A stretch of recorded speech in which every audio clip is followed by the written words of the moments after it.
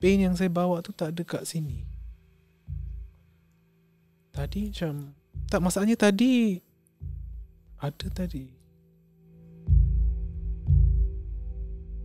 Assalamualaikum warahmatullahi wabarakatuh. Bersama saya Fikry Ibrahim dalam podcast Terlarang, Kisah Dua Sisi.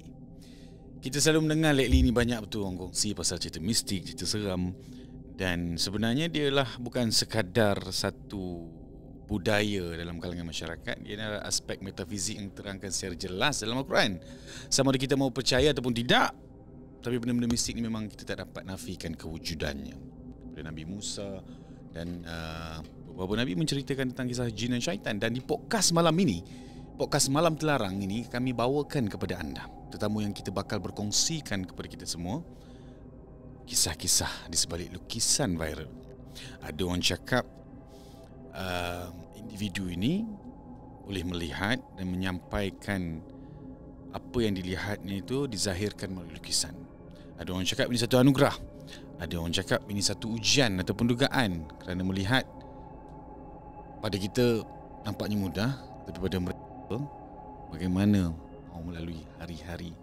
Baik, bersama saya pemilik akaun TikTok Dreams in Miman. Mimpi dalam Miman. Miman. Yeah. Hai. Siap mana? Alhamdulillah. Mana dari mana tadi? Dari Kelang? Dari Kelang.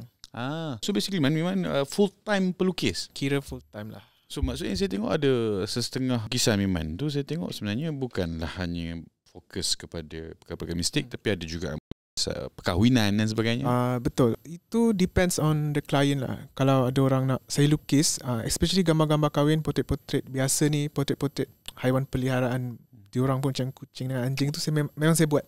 Anything. Exactly like macam mana client tu nak. Bercakap tentang nama akaun TikTok Miman tu sendiri, Dreams in Miman World, apa maksudnya, definisi? Actually this is my second TikTok. TikTok ni saya buat memang untuk saya punya artwork lah, untuk dedication to my artworks. So Dreams in Miman tu maksudnya selalunya kita cakap kan dalam mimpi, kita di dalam mimpi, tapi saya nak cakap mimpi tu di dalam saya. So that's why Dreams in Miman. Miman tu nama samaran saya lah. Saya tengok dari perkongsian TikTok Miman seolah-olah boleh nampak dan Miman zahirkan penampakan tu dalam lukisan. Sebenarnya sejak bila Miman nampak benda-benda ni? Masa umur I would say 10 tahun macam tu. Actually saya dah kuat berhalusinasi. Memang dah since then saya banyak buat rawatan-rawatan secara Islam actually. So macam kalau nak pergi tempat-tempat, contohnya rumah-rumah usang ke, tempat-tempat kampung ke, kebun ni, memang mak saya tak bagi. Especially kawasan perkuburan ni. Maksudnya pada usia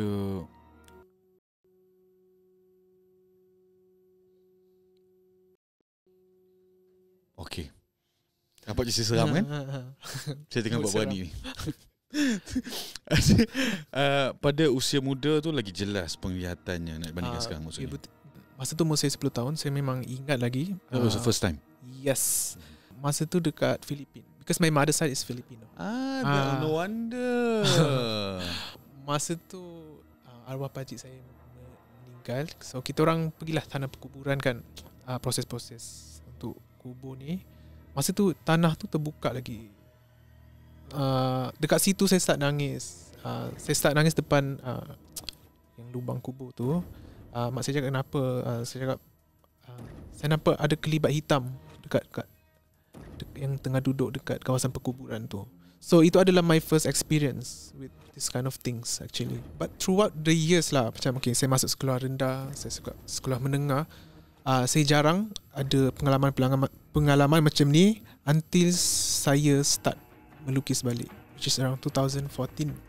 So benda tu dah, I feel like benda tu tertarik balik. Adakah yang boleh melihat ni Miman seorang, ataupun ada juga dalam kalangan ahli keluarga boleh melihat sama? Atuk saya, dia perawat. Tapi sekarang dia tinggal dekat Filipina lah. So dia jenis yang memang akan rawat orang. So kita panggil lah dia ada third eye. Maksudnya mata hijab dia memang terbuka lah. Dasar keluarga ada merawat, benda ni dah normal. Okay, benda tu kalau dekat Filipina kita anggap normal lah. Especially kalau kita pergi kawasan-kawasan yang kita panggil kawasan keras macam perkuburan tu.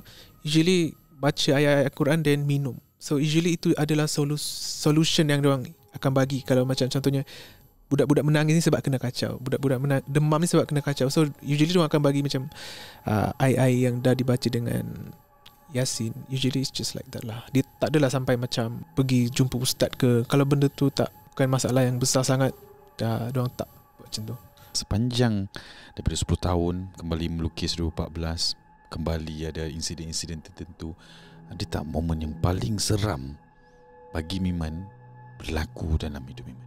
Momen paling seram bagi saya ni tak semestinya seram bagi semua orang. Sebab kalau saya dengar ramai yang lebih kurang dapat rasa apa yang macam Miman rasa ni actually.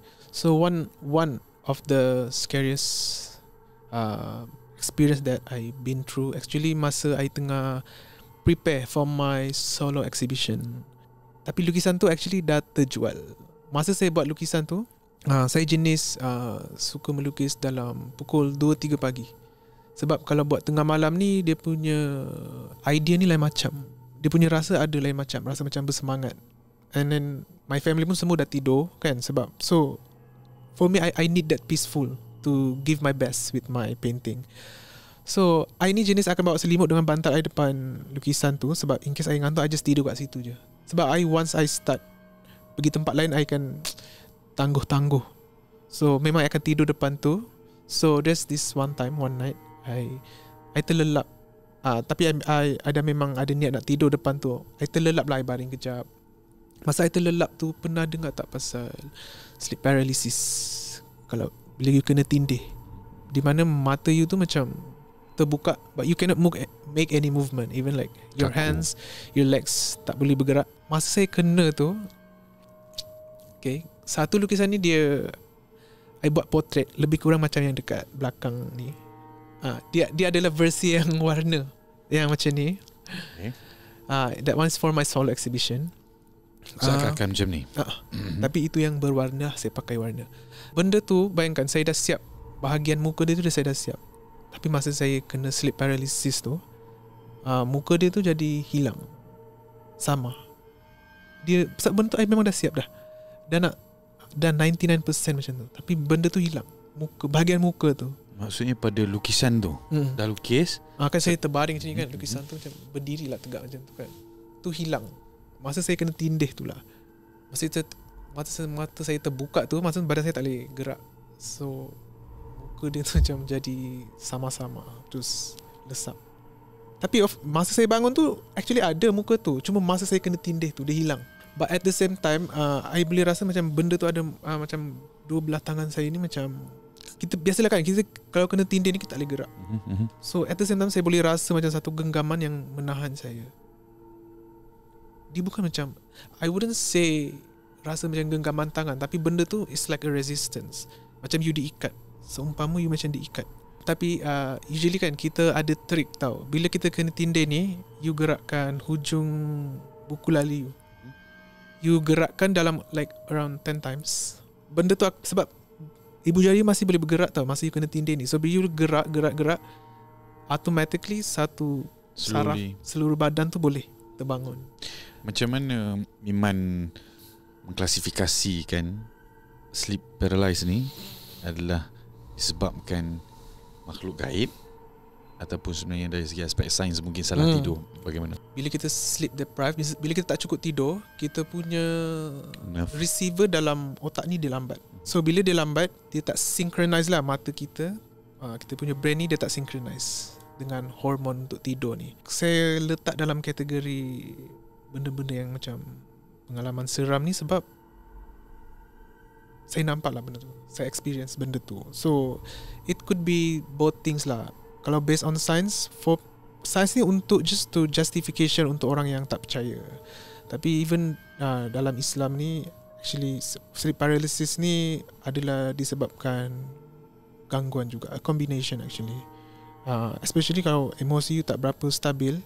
Macam personally for me, I senang nak experience sleep paralysis ni. Dulu masa college, masa tu memang full of stress things lah. Memang selalu. So it becomes my main subject. Dah jadi rutin dah. Dah jadi rutin dah. Sampai terbiasa dah. Dan bila bercakap tentang lukisan, sejak umur berapa Miman mula menzahirkan dan kenapa memilih lukisan sebagai medium utama untuk menyampaikan tekanan mungkin bila kita tengok selalu jadi satu perkara yang dah tak enak kan? Kenapa lukisan? Bila mula? Biasanya kan kita dulu budak-budak adalah melukis-lukis macam ni, tapi masa umur saya dah 11 tahun, 12 tahun saya dah start melukis dah actually. Tapi saya tak lukis benda-benda yang seram macam ni lagi. Oh, starting dengan benda lain lah. Biasalah gambar-gambar mainan kan. Kalau you beli mainan you lakar lah kan, because it's interesting. Tapi saya start lukis-lukis macam ni masa saya masuk college lah.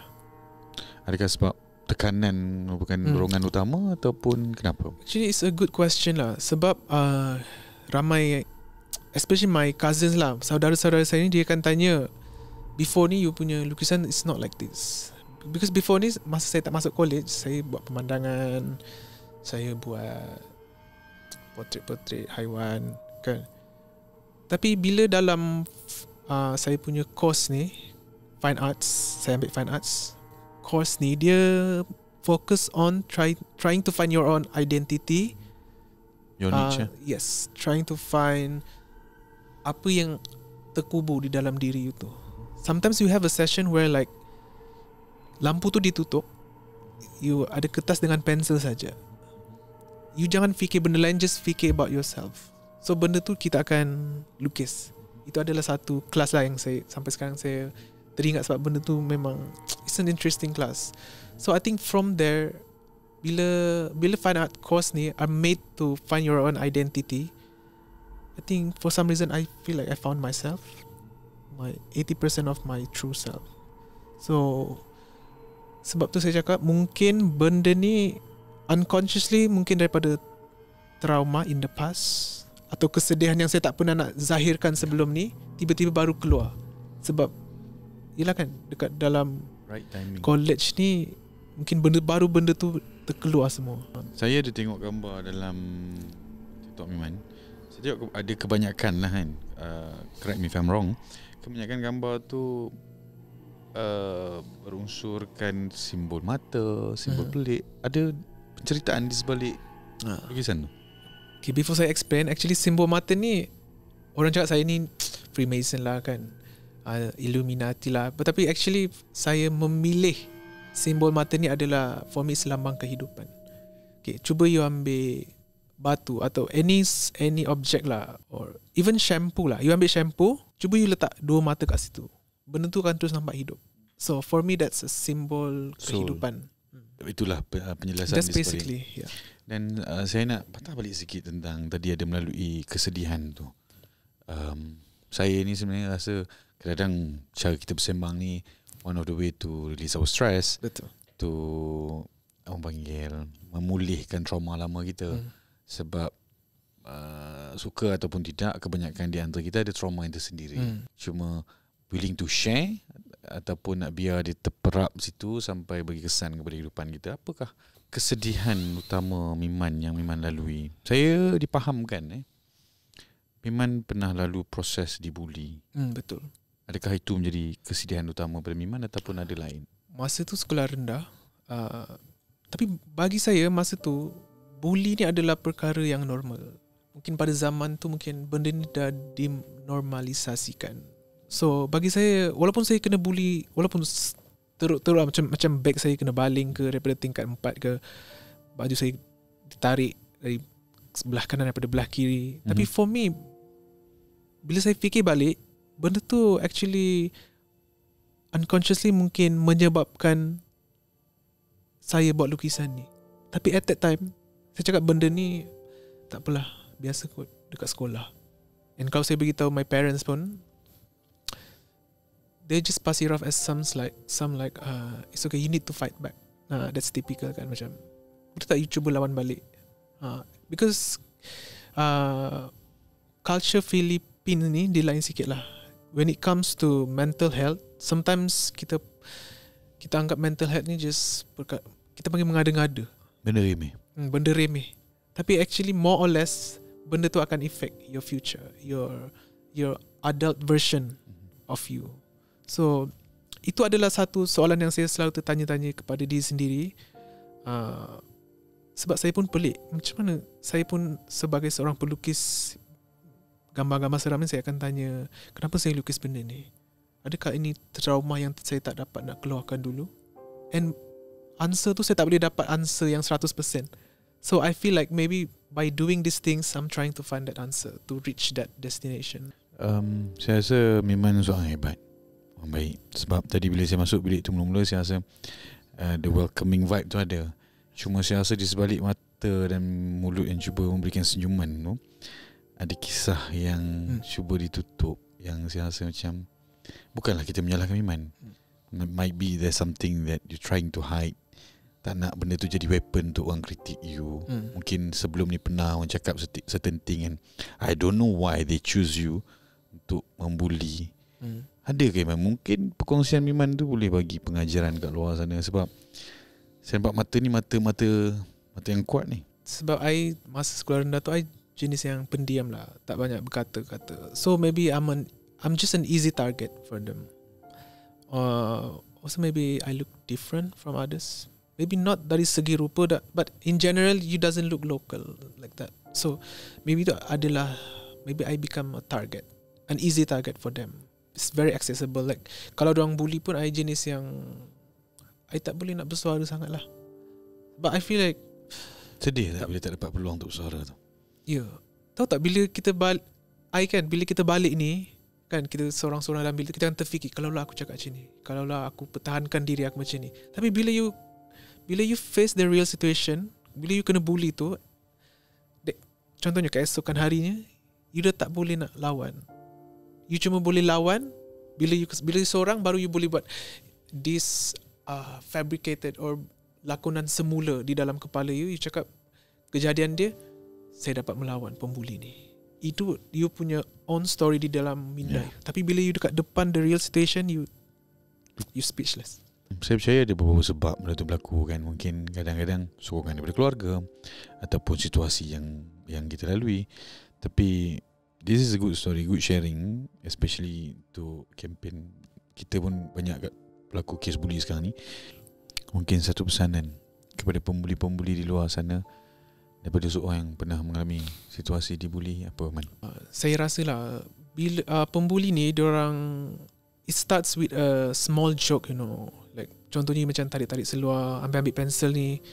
It starts with a little joke. Then bila yang dibuli itu tidak memberikan respon yang macam, stop bullying me. So bagi kita benda tu, this is normal. So kita buat lagi benda yang sampai benda tu dah nampak normal. Contohnya kita curi kasut dia, benda tu mungkin dah nampak normal bagi pembuli. So actually bila yang sikit-sikit ni dia build up jadi satu benda yang besar, at the end of the day dia akan affect the adult version of that person in the future. I believe you became a better person of yourself right now. Because that's why you have the courage to share whatever happened in your life, right? Thank you. Baik, kita nak teruskan lagi bercakap tentang lukisan pula Man. Boleh tak Man, agak janggal pada saya nak tengok lukisan-lukisan sebegini, sebab ia bukanlah perkara biasa dalam kehidupan saya. Boleh tak Man berkongsikan saya sikit, mungkin satu persatu daripada koleksi lukisan Man? Boleh kita mulakan dengan ini ke? Saya nampak ada satu sosok dan ada satu kepala di sini Man. Ini Iman nampak ke Iman? Bagaimana? Okay, actually this painting lah, dia inspired daripada from my own sisters. My house ni are known for benda-benda gaib ni. Memang rumah tu selalu dikacau lah. So this one time I dengan adik I tidur, because me and my sister we share the same room. Okay. So kita orang tidur dekat situ. Masa tu adik I umur 4 tahun macam tu. So this one time I tengah tidur dengan adik I. Adik I ni, biasa kan budak-budak ni dia main seorang-seorang. Tapi for some reason adik I ni dia tengah, it seems like dia tengah cakap dengan seseorang. So I bangun lah, terus I tanya adik I ni, cakap dengan siapa tu? Kenapa tak tidur lagi? Dia cakap, dia nak, ada kawan nak tolong. So masa dia cakap dia ada adik nak tolong tu, saya a bit confused, like tolong what? Macam tak logik lah. Dia nak tolong apa? Like what problem? And then at that moment I I dah dapat teka, oh there's something. So I ni jenis yang experimental tau. I cepat-cepat ambil nota. So I apa yang dikatakan? Did a little interview with my sister. Tapi sister I jenis yang meleweh-leweh, biasalah budak-budak. So I just tanya, okay, rambut dia macam mana? Rambut dia panjang ke, pendek ke? Tapi the first words yang ada I cakap, 2 kepala. Dia cakap one kepala, no body. So I cakap, oh, floating heads. 1 kepala, dia cakap, snakes. So I dalam fikiran I trying to make this puzzle piece into a one picture. So ini adalah, painting ni actually adalah gambaran experience pada malam tu. Interpretasi Miman daripada penjelasan adik yang mengalami situasi tersebut. Mungkin ni saya tengok ada banyak koleksi ni, boleh kita tengok sikit. Kongsikan saya sikit. First, because fine art course ni dia ada buat satu artwork yang menunjukkan identity you. Okay, fine. So what you so sketch this painting is very special lah, sebab ni very first bila saya buat lukisan ni, baru saya start buat semua. So ni adalah permulaan. Adalah kita panggil titik permulaan untuk style ni. Yes. So this one masa the first semester of my artwork, and masa ni saya dapat banyak pujian daripada lecturer saya. So maybe because of the encouragement from this artwork, saya dah going for this kind of style. Ada yang buat cubaan nak beli lukisan-lukisan man? Especially lukisan-lukisan yang lukisan style macam ni is a bit risky when it comes to making money as an artist. Sebab hanya segelintir collector yang faham dan berani. I know a few collectors that buy my artworks. They know how to appreciate this kind of artworks. But usually they keep this as a collection lah. Bukan untuk hiasan rumah, bukan untuk hiasan office. So there are few people yang beli artwork saya. And ada juga baru-baru ni, it's a customer actually from TikTok. Di DM I, boleh tak I beli lukisan pocong you? So I'm really happy and surprised at the same time lah. But I cakap tak apalah, jual je lah. Sebab bukan senang nak jumpa orang yang appreciate this kind of artwork. And I have the courage to buy that. Yeah. Dan ada tak sepanjang orang beli ni ada berlaku apa-apa ke? Itulah actually my mom ada suruh I tanya my customer, ada tak rasa gangguan-gangguan ke? Tapi benda tu saya tak berani nak tanya diorang. Sebab I feel like the more we give, lagi kita nak bagi perhatian dekat benda ni, dia lebih suka. So it's one of my assignment as well. Yang ni. This is your assignment? Yeah. Okay. I masa college, I tak potong rambut. So this is basically my self-portrait lah. Saya punya kembar 3. Kenapa Miman interpretasikan wajah Miman sebegini, kembar 3 tu? Okay, macam saya cakap tadi kan, saya jenis tak pandai nak bersuara kalau saya tak puas hati about certain things. So even kalau macam dalam group work ni, saya tak tegas sangat talking about my pendirian. So in a way, kalau saya buat lukisan macam ni, saya rasa kuat. So benda ni macam 3 kembar saya yang tolong saya dalam untuk meluahkan kemarahan tu. So basically orang 3 adalah I panggil 3 sekawan lah. Saya banyak buat artwork pasal 3 sekawan ni. 3 sekawan, maksudnya Miman and your other 2 friends. Kenapa 3? Dan ada tak pernah at once Miman rasa dia seumpama wujud depan Miman? During college, I think I depends a lot on my artworks. So for me at that time, because bila you terbawa-bawa dengan minda you ni, things my brain cannot differentiate between reality and imagination. So things can become more tangible, macam physically dia wujud di depan macam tu. Dan kenapa pada gambar ni man,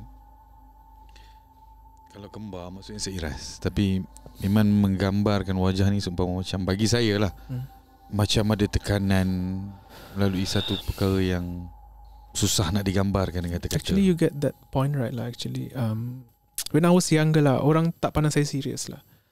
So saya cakap macam saya nak buat orang takut dekat saya.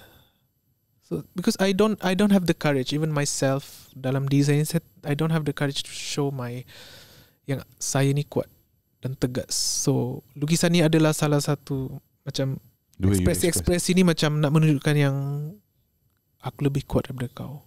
Well, so do not fight me.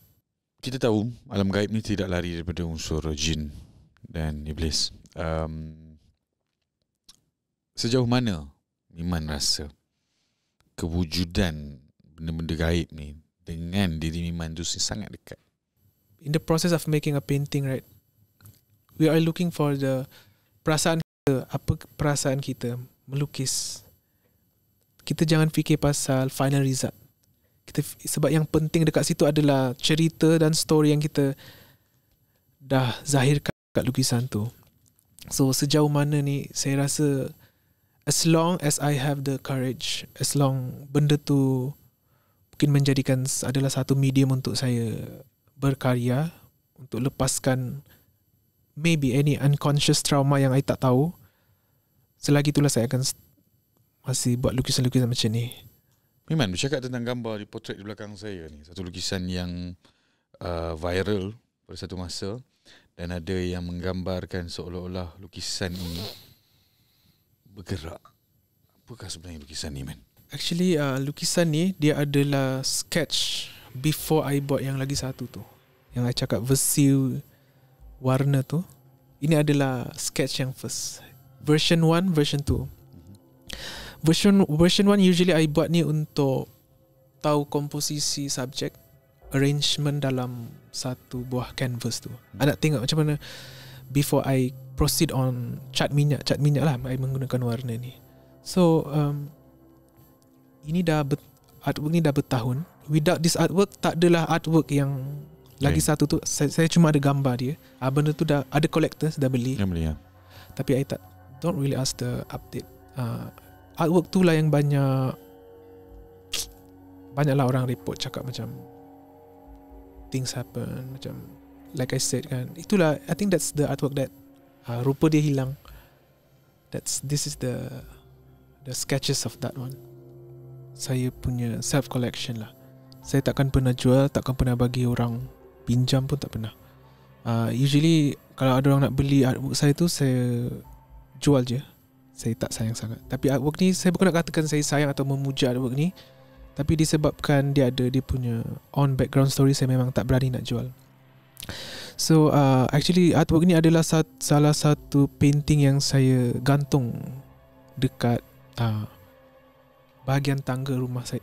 Tapi like now ni saya just cover it dengan kain ke, sebab kita boleh rasakan benda tu. So masa saya gantung dekat tangga tu, it's actually one of my episodes where di mana saya kena histeria pada malam I tengah buat lukisan. Waktu tengah melukis lukisan baru, memang tengok pada lukisan ni dan rasa dia seumpama. Yeah, it's connected. That thing came from this lukisan actually. Benda tu dia berlega-lega di depan lukisan ni, with a few lukisan yang saya dah buat. So this is one of the lukisan. Masa tu pukul 4 malam, I think almost subuh, tak silap. First saya start with smiling, and then I cried. Then only I scream as loud as I can. Masa tu ayah saya outstation, my brother studying in Johor Bahru, UTM. So it's only me and my mother. Masa tu kat rumah, my mother tengah tidur.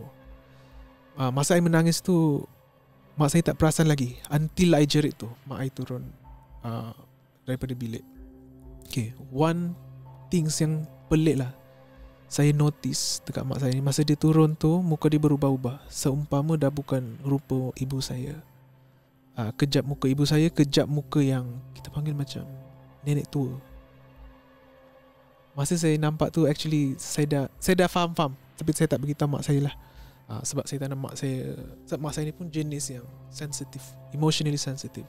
So what I say to my mom at that time, I cakap, mak, boleh tak you just duduk dalam bilik, I'll try to figure this out myself as usual, because I thought I can always manage my emotion. I tak perlukan siapa-siapa. But being a mother punya naluri ni juga tak ada. Dia terus pergi dapur, bacakan ayat kursi dekat air tu, ambil garam semua, buat apa yang patut, genggam tangan saya, suruh saya minum, dan bacakan. Macam saya suka suruh mak saya, kalau saya macam anxiety, baca dekat ubun pun. That's the most effective way. Alhamdulillah masa tu saya tenang, manage to calm myself down, and we immediately, keesokannya tu kita orang pergi jumpa satu ustaz ni untuk buat rawatan. Pendek kata, that ustaz told us that ada something ikut mak you ni actually. Mak you ni ada pendamping, kita panggil nenek kebayan lah. So nenek kebayan tu followed us sampailah tempat ustaz tu.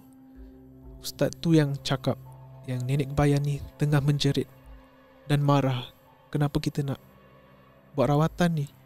Sebab nenek tu tahu, once ustaz tu dah tahu, dan macam mana lagi dia nak tinggal dalam rumah tu. Maksudnya nenek kebayan tu dah mengikut mak Miman ni for a while. Yes. Daripada mana, macam mana tu? Okay, actually ustaz tu cakap nenek kebayan ni dah kita panggil orang lama. Sebelum ada taman perumahan tu adalah kawasan hutan. So dia memang dah tinggal dekat kawasan hutan tu. Dah, we never know lah, beratus tahun. Only Allah knows. So my mak ni dia ada tumor. So tumor ni dijadikan satu tempat dia panggil. Yes. Sebab tumor ni adalah satu benda yang lemah kan. So benda tu dah menjadikan satu ikatan ibu saya dengan nenek bayan tu. And then one thing that the ustaz told me and my mom is actually, benda tu suka berlega-lega dekat kawasan tangga tu. So there's no other reason than because my painting is there. Masa tu ada 4 lukisan yang saya besar, lebih kurang macam ni, 5 kaki. Ada 4 lah saya gantung dekat tangga tu. Ada rentetan lain tak selepas kejadian dekat ibu tu? Especially pasal lukisan-lukisan yang mungkin bila memang tengok dia memang rasa dia macam, I realise at that time kenapa I suka lukis tengah-tengah malam ni.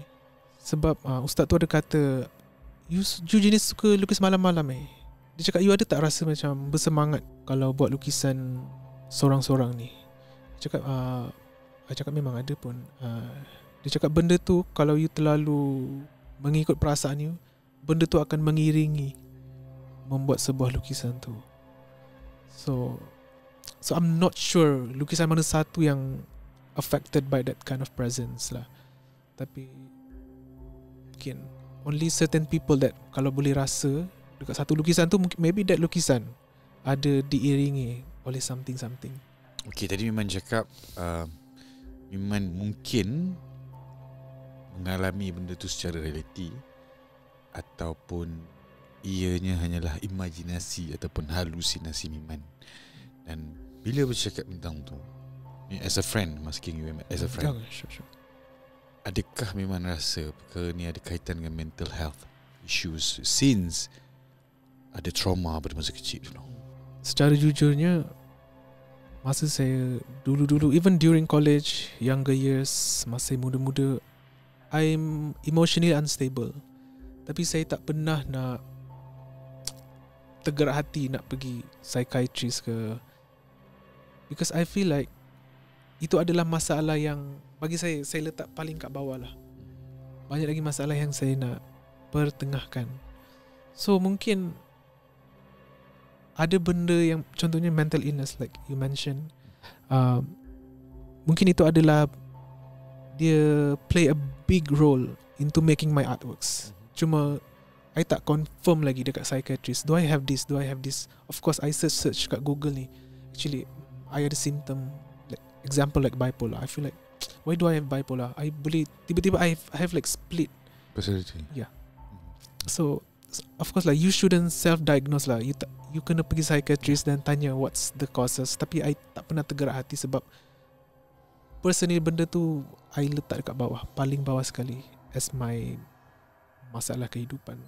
Sejauh mana perkara yang For example, we assume mental health issue ni, tak kisahlah dia bipolar ke apa-apa ke, memberi kesan dalam hidup Miman sampai at one stage you pernah tak Miman nak cuba lari ke, ada fikir bukan ke, ada man?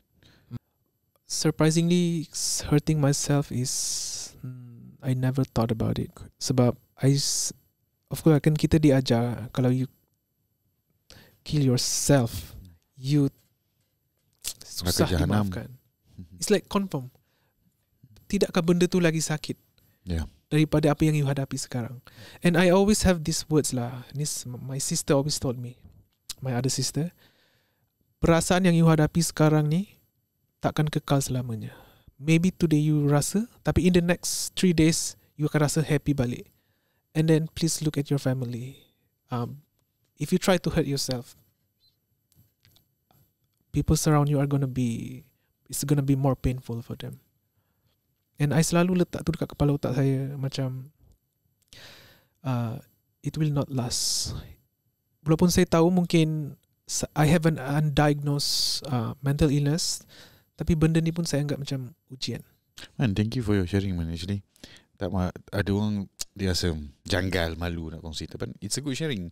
Kepada yang luar mungkin dia ada masalah sama, kebanyakan pun mungkin ada masalah sama, tapi nak berkongsi tu malu. Tapi your sharing inspire a lot of people, you know. Kebanyakan lukisan Miman, adakah Miman nampak dan Miman lukis? Ataupun ianya adalah insting yang seperti Miman cakap tadi, pejam mata, insting, arts kan, imagination? I would say like 30% apa yang saya nampak, apa yang saya rasa, 40% from mimpi, and then the others is like imagination, olahan saya sendiri. So it's a combination. Ada tak satu lukisan kat sini yang betul-betul Miman nampak melukis direct? This one is basically the pocong lah. Semua orang takut pocong, tapi benda tu bagi I memang tak boleh. So there's one time I tak boleh maksud? I cannot. Kalau nampak benda tu maybe kalau I nampak benda tu physically, I think I'll be traumatized. Because there's one time I think saya dalam titik terendah saya dari segi emosi. Itu yang saya cakap, kalau emosi saya ni tak stabil, it's almost like breaking down. I can sense I more sensitive because benda tu dia suka benda yang lemah. Bila you lemah, benda tu senang nak mempengaruhi. So I think I did this drawing actually. This pocong. Masa ni saya dalam bilik saya. Benda tu I nampak, tapi like cakap, is this real? Yeah, is this real? Because for some reason it felt like a dream. I'm not sure if it's benda tu memang kat situ or it's just how my mind interpreted the reality. So dalam dua sisi berbeza ni, kisah dua sisi, macam mana, apa mendorong keberanian Miman untuk ambil dan terus melukis ketika benda tu masih segar? Ini memang tak logik lah. Kalau saya macam tengah mental breakdown tu, saya pergi ambil, saya nak lukis sekejap. Memang tak ada mood lah. Mungkin like after 3 days I recall balik, what happened? Saya letak keywords apa yang saya ingat pada malam tu. Saya buatkan dia menjadi satu lukisan. Ada satu lukisan lagi, lukisan pocong juga, dah terjual semalam. Lukisan tu saya letak ni, gambar pocong. Saya letak itik mainan itik dengan ais kacang. So itu adalah, for me itu adalah terapi saya. Macam mana saya nak jadikan benda tu tak seram. So that's I need to find something. So benda tu tak nampak serious for me. Tapi I think is a good way lah, bila you express your feeling melalui lukisan. Daripada pendam, marah, akan jadi kesan negatif. This is the way you express it, right? So bila bercakap tentang lukisan tadi, mana ada tak komen akal? Ada yang cakap, oh this is the way you want to attention daripada orang. Betul-betul. Melabelkan, oh ni lukisan skizofrenia, ni imajinasi lah, merepek lah. Ada tak? Macam mana pula pandangan Miman bila dilontarkan komen sedemikian? Sedangkan yang kita lalui, dia tak tahu. Okay, so before viral ni, usually my circle is my family, my saudara, and also my kalangan-kalangan kawan dalam fine arts. So saya punya circle ni dia open minded tau. Until I went viral, typical netizens, they have a lot of opinion, mentally affecting me. Sebab komen-komen tu saya tak pernah nampak lagi. Masa saya belum viral, saya tak nampak lagi komen tu. Until I viral, baru semua komen-komen baru ni muncul, like saying like ni adik saya pun boleh buat, nak dapat attention je. And then this morning I receive this is di dalam message request saya, dia cakap please quit, sebab you're doing a lot of gimmick with this kind of art style, please respect the art style. And sampai sekarang saya terfikir-fikir, masa saya on the way datang, saya terfikir-fikir komen tu, dia cakap sebab I feel like that please quit tu adalah satu insult, kata-kata yang sangat kuat. Because before this I dah banyak kali quit untuk buat artwork. Only last year I managed to come back. Sebab to do this kind of artwork is need a strong emotion. Diperlukan satu kumpulan kekuatan dalam diri tu. So I rasa sedih lah, macam of course diorang tak tahu kita punya cerita, belakang cerita kita. And that make me sad because of that one comment. And I jenis kalau nampak komen tak kisah, sebab benda ni tipu kita manusia kan.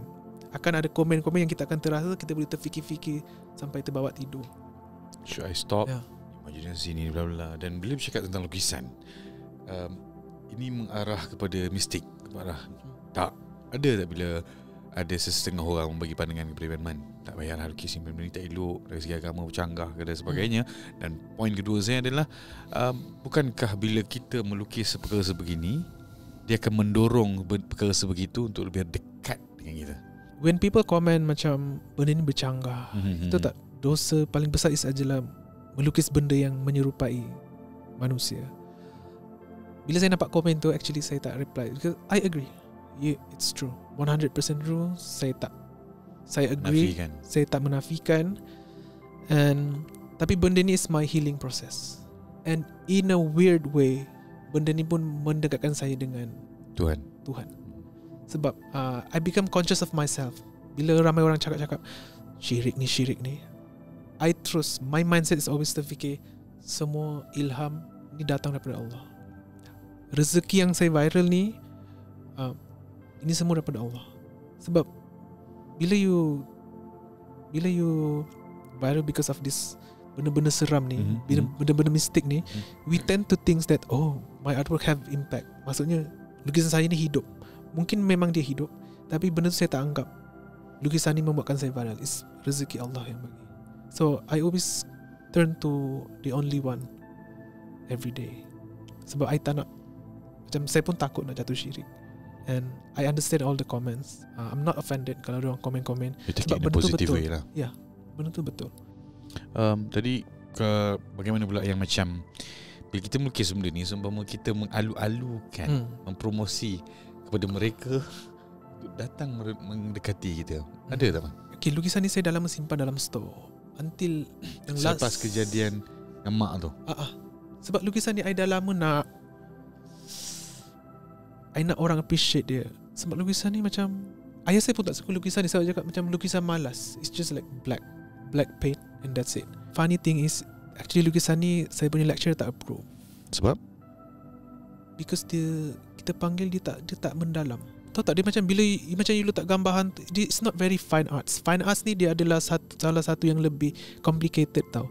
Cerita dia lebih deep. Yang ni is just like one scary looking portrait and that's it. So actually dia tak approve untuk I showcase this artwork. But I managed to showcase during my solo. Tapi at that time orang tak pandang pun, orang pandang lukisan lain. Until the past 2 months I post dekat TikTok, it blew up.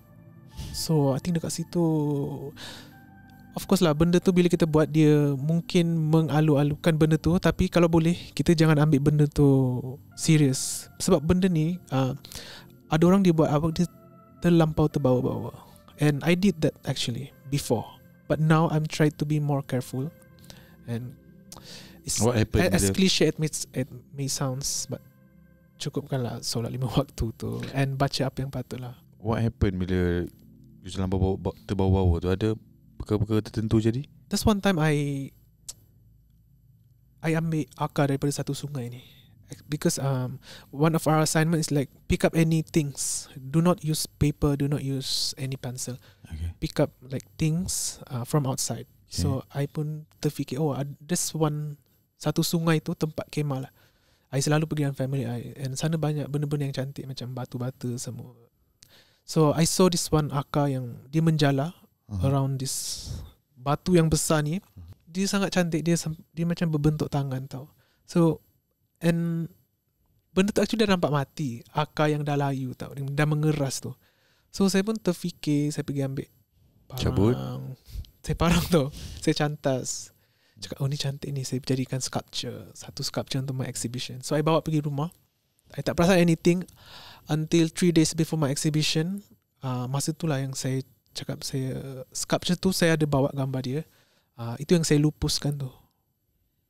So because at the same time masa saya ambil akar tu, saya pun terlampau, kita panggil lah, saya terlampau pandai. Saya ternampak ada tengkorak kambing, saya pergi ambil. Jadikan saya olahkan akar tu dengan tengkorak kambing to become a one sculpture.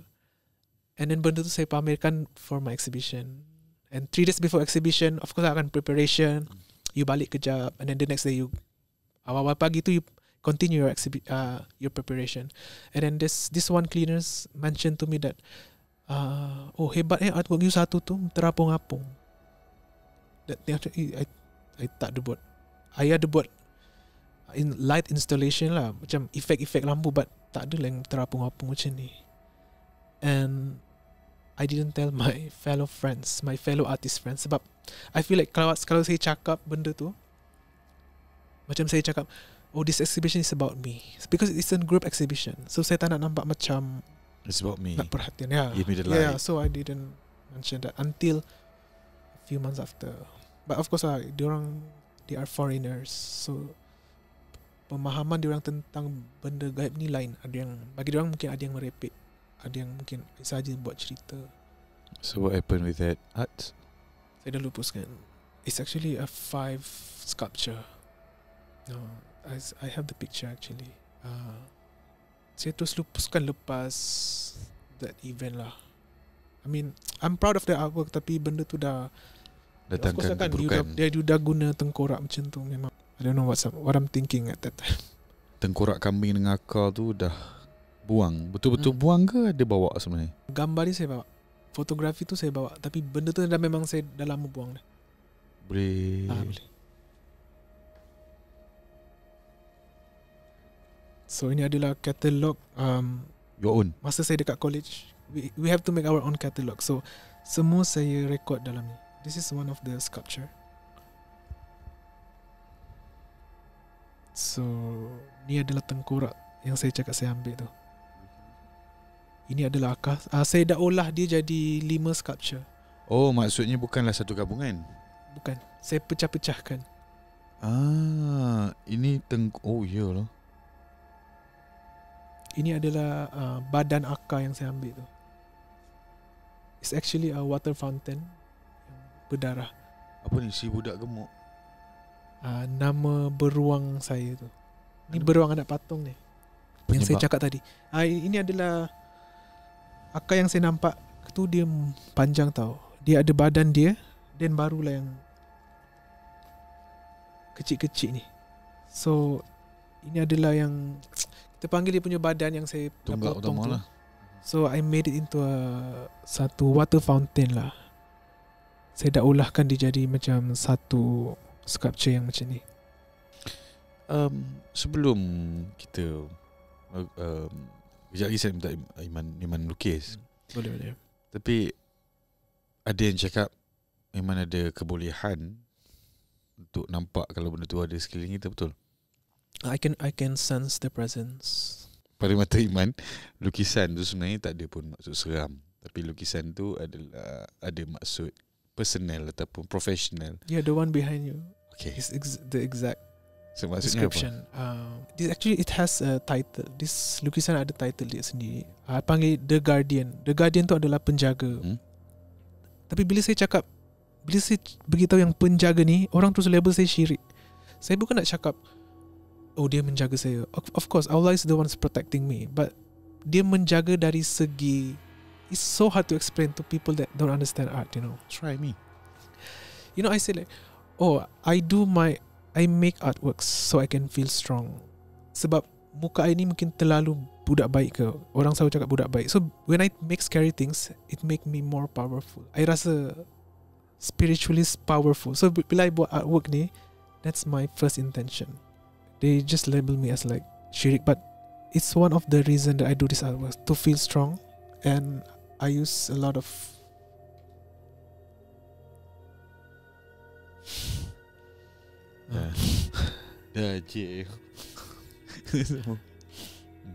sorry man. Oh, you ni suka buat benda-benda darah. Actually darah tu adalah simbol kekuatan for me. Keberanian dan kekuatan. Maksudnya penjaga pada mata Miman tu bukanlah makhluk gaib. Bukan yang menjaga saya daripada lukisan Miman tu, karya Miman tu. I see. Sebab kadang-kadang salah, bila kita sampai ke satu, orang boleh salah interpret kan. Menjaga, like I said lah, benda tu, statement tu akan orang ambil dari segi yang in the wrong way. Yeah, in the wrong way. Maksudnya if let's say one day you lukis satu pemandangan pun, pemandangan tu adalah kekuatan Miman. Yes, exactly. I know, man. Ada orang dia lukis macam kucing. Kucing ni dia bagi saya ketenangan. So you get it. You rephrase that well just now. Yeah. Sebenarnya bukanlah specifically. Ya, bukan menjaga saya. Tapi adalah karya kita tu. I feel power lah kan. Faham. Pernah tak satu lukisan tu hidup, ganggu suasana studio ataupun tengah lukis tu, brak gitu? Okay, yang ni masa first podcast lah with my friends. So you guys have your own podcast? Not my podcast, my friends lah. Dia TikTokers juga. So he invited me to do podcast, and dia suruh I bawa lukisan ni pergi studio dia. But before I bawa tu, I kena buat live untuk promote that podcast. Okay. So I use this as a background. Masa tu saya sorang-sorang kat rumah. So saya letaklah dekat belakang saya and then start live. Masa saya start live tu, yang of course lah, bulu roma tu memang naik.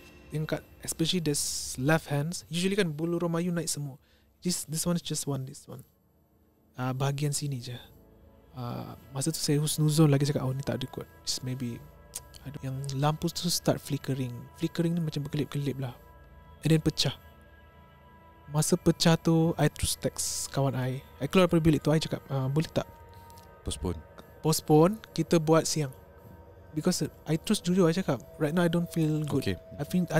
I terus cakap I think something is like going after me. I cakap tu, dia cakap Man, boleh tak kalau kita proceed je, sebab team dah dekat sana. Diorang pun bawa ustaz tau, because we know lah this thing attract that kind of things. Dia bawa ustaz, the videographer is there, sound system semua dekat sana dah. It's already prepared, just waiting for my arrival. So I decided just do it anyway. So I cepat-cepat letak lukisan ni belakang kereta Innova, bawa pergi studio tu dekat dengan rumah saya, and I almost got into an accident because of this. I think it's because of this painting, sebab benda tu sangat.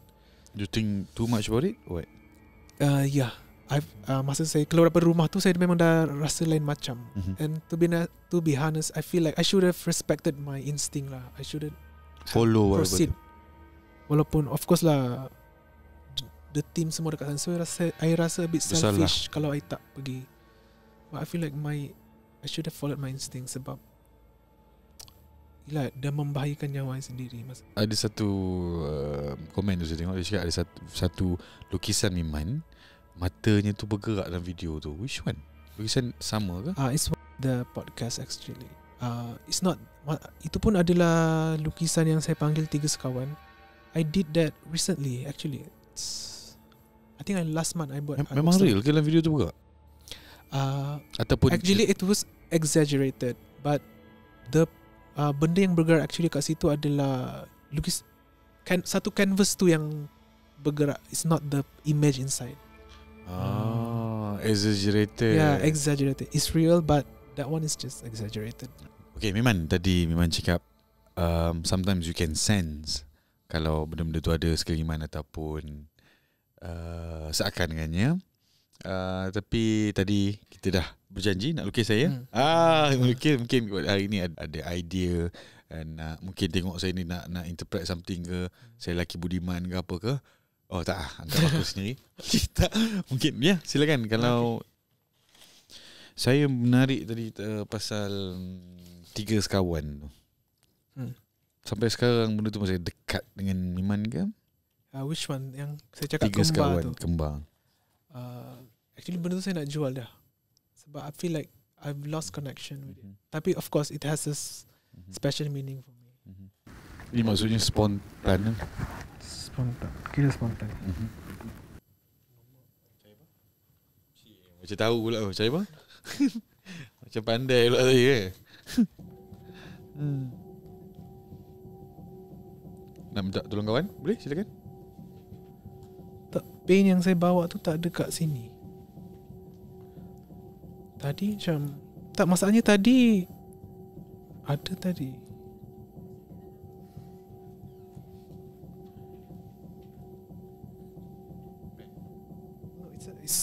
Dia satu pencil box saya bawa dalam ni. Semua cat tu dalam tu. Tapi saya ada backup.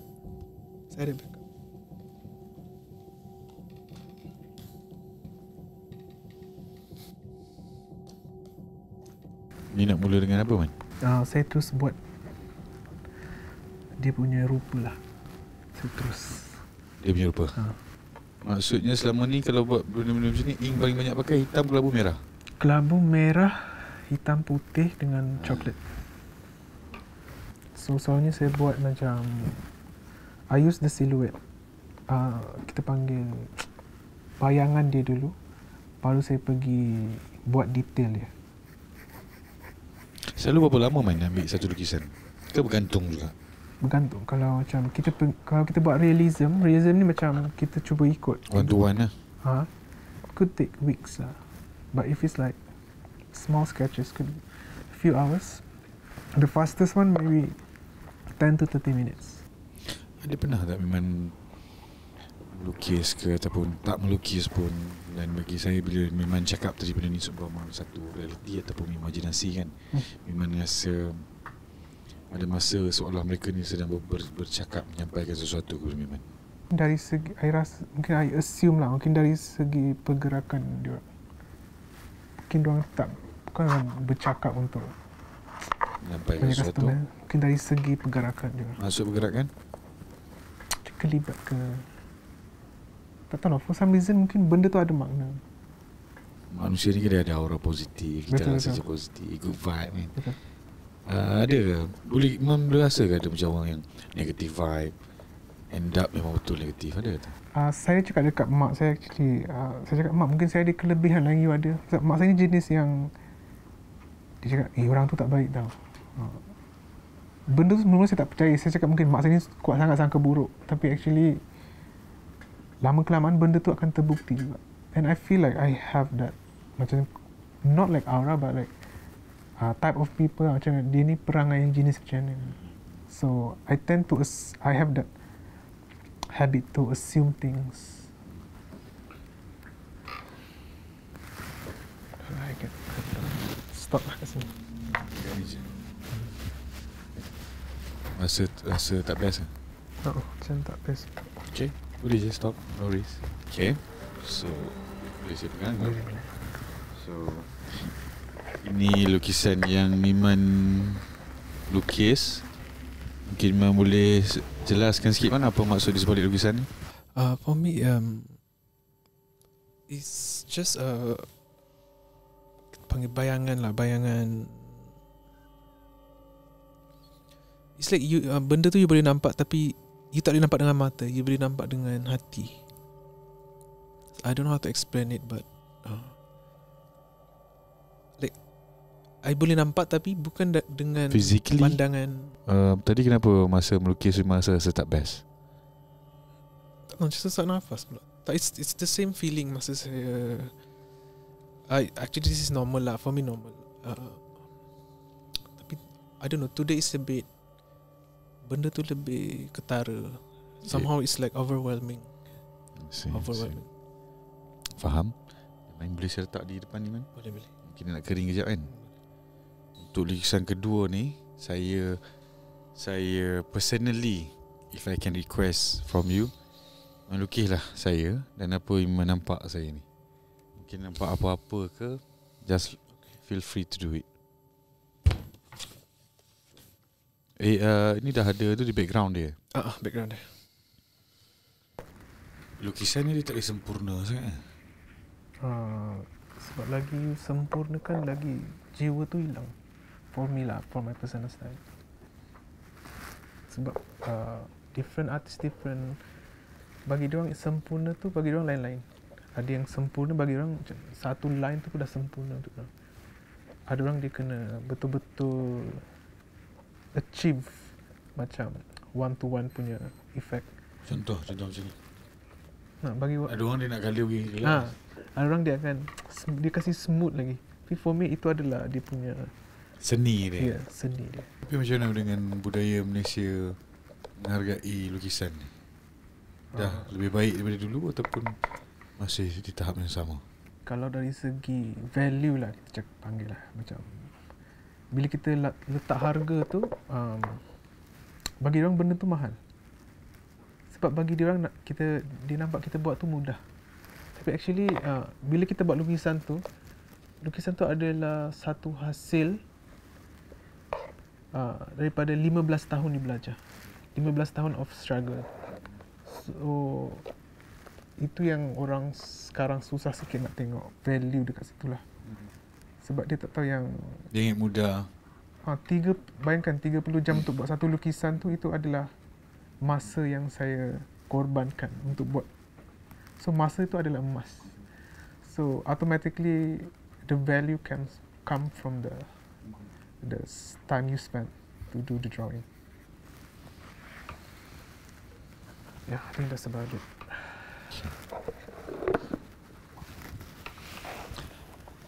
So, dah siap? Mungkin Iman boleh kongsikan sikit.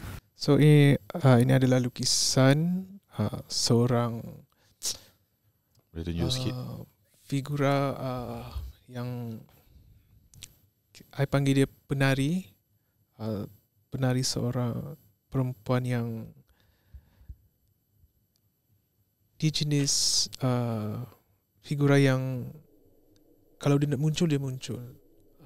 And then figura ni pun dia for me lah, dia ikut emosi orang tu. Dekat situ yang kalau orang rasa benda tu ada kat situ, dekat situlah dia muncul. Pernah nampak dia sebelum ni? Dulu tu saya pernah lah ada sekilas pandangan macam ni. Masa tu bercuti lah kat kawasan laut. Nama kan lukisan ni? Saya bagi bahasa English lah. The Night Dancers. The Night Penari di tengah malam. The Night Dancers. Pastinya malam itu tidak siapa ingini tu. Ya. Yeah. Tapi satu usaha yang saya rasa lakukan secara spontan. Lukisan kedua mungkin boleh letak sini. Boleh. So Miman, thank you so much for your time. Dan kepada di rumah, kalau nak minta Miman melukis, boleh DM direct. Boleh. Miman pun buat lukisan wedding dan sebagainya. Yes. Boleh follow di account TikTok Dreams in Miman. Dan kepada di rumah, ramai takut dengan hantu, tapi ramai juga peperangai macam tu. Dan kepada anda di rumah, terima kasih kerana bersama kami dalam podcast Terlarang, kisah dua sisi. Sekali lagi terima kasih Miman. Kita doakan yang terbaik. Jumpa lagi ada rezeki, InsyaAllah. Saya kita ulangi podcast Terlarang, kisah dua sisi.